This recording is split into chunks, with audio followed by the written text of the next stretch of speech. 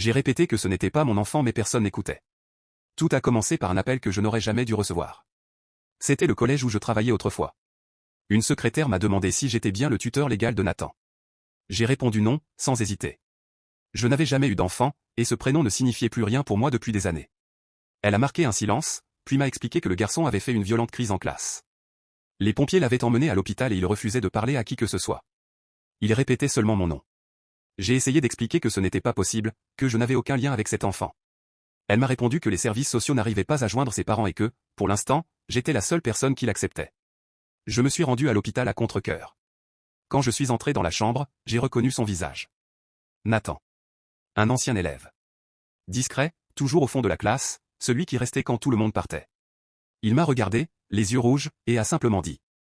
Vous êtes venu. Je n'ai pas su quoi répondre. Les médecins m'ont expliqué qu'il n'était pas gravement blessé, mais qu'il refusait de rentrer chez lui. Il disait que personne ne l'y attendait. Ses parents étaient séparés, absents, injoignables. Et moi, sans le vouloir, j'étais devenu le point de repère qu'il s'était fabriqué. Pendant plusieurs jours, je suis revenu. Je lui parlais de choses simples, de cours, de livres. Il me racontait ses journées, ses silences à la maison, les repas pris seuls. Je savais que je dépassais une limite, mais personne ne semblait pressé de la remettre.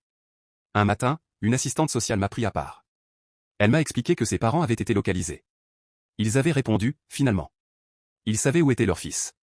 Ils avaient juste demandé si, ça pouvait attendre encore un peu. Je suis retourné dans la chambre. Nathan m'a regardé, comme s'il savait déjà.